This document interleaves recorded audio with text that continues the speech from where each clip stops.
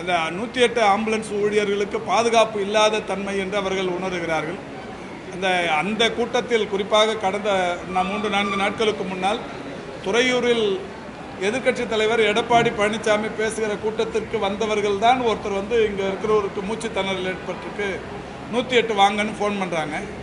அவங்கள காப்பாற்றுறதுக்கு போன வண்டி அந்த வண்டியவே அடித்து அதில் இருக்கிற ஓட்டுநர் அடித்து ஒரு பெண் ஊழியரை அடித்து அநாகரிகமாக நடந்து கொண்டார்கள். இது சம்பந்தமாக தான் இன்றைக்கி தமிழ்நாடு அரசின் மக்கள் நல்வாழ்வுத்துறை சட்டப்பூர்வமாக எந்தெந்த மாதிரியான நடவடிக்கைகள் எடுக்கப்படும் என்று சொல்லப்பட்டிருக்கிறது. அது மட்டும் இல்லை, தமிழ்நாட்டில் இருக்கிற அனைத்து அரசியல் கட்சி தலைவர்களும் கூட இந்த செயலை கண்டித்திருக்கிறார்கள்.